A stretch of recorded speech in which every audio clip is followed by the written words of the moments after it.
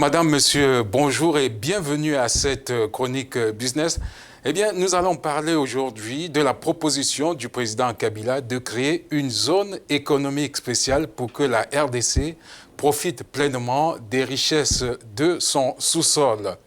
Eh bien, le président Kabila l'a annoncé solennellement à Kolwezi vendredi dernier, la création d'une zone économique spéciale pour transformer les ressources minières de ce pays considéré comme un scandale géologique. Donc, l'objectif avoué du président Kabila est, je cite, de créer une zone économique spéciale pour les utilisateurs finaux des ressources naturelles congolaises. Ainsi, pense le président Kabila, la proximité avec les sites de production, avec la main-d'œuvre, avec le marché national et régional pourrait permettre aux fabricants de voitures électriques, de smartphones, de grands plasmas, de câbles, etc. de venir en RDC. Donc, voilà l'intention du président Kabila, créer cette zone spéciale pour booster l'exploitation minière, pour que cela profite effectivement à la RDC, à Anan. Mais Jean-David, vous n'êtes pas sans savoir qu'il y a une échéance politique qui va bientôt arriver à son terme. Il y a des élections présidentielles qui arrivent.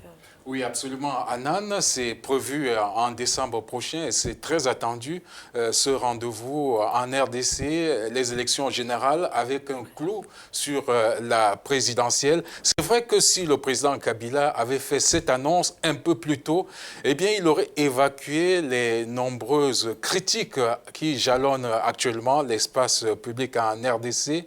Et on sait que le président devrait quitter le pouvoir à l'issue de la présidentielle de décembre prochain. Il ne pourra pas donc suivre ce projet.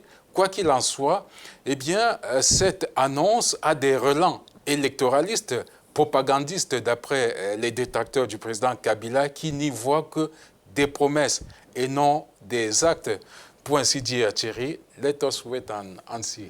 Well, indeed, we have to wait to see.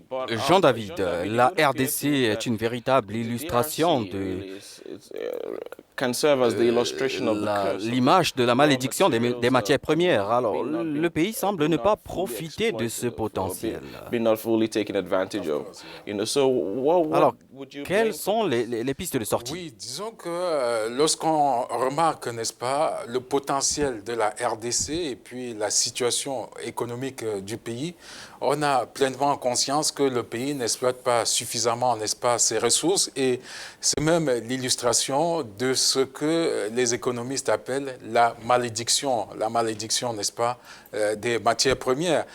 Téné, il y a quand même des statistiques qui prouvent que 17,2% des Congolais vivent, n'est-ce pas, en dessous du seuil de pauvreté, c'est-à-dire qu'ils ne réussissent pas à avoir 1,9%, n'est-ce pas, de dollars par jour. C'est assez préoccupant pour la communauté internationale d'IRI. Voilà. Pensez-vous que la création de zones économiques spéciales est une solution?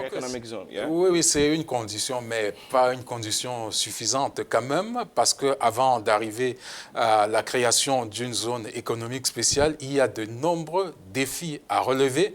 Le premier défi, c'est le défi, n'est-ce pas, de l'énergie. Sans énergie, il est impossible de transformer sur place les matières premières, comme le président Kabila le souhaite. Ensuite, il y a, n'est-ce pas, l'accès aux sites d'exploitation. On sait que le réseau routier est en très mauvais état.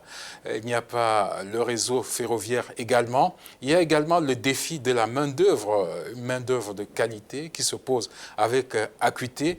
Et un autre aspect, c'est la réglementation, une réglementation incitative pour ces zones économiques spéciales.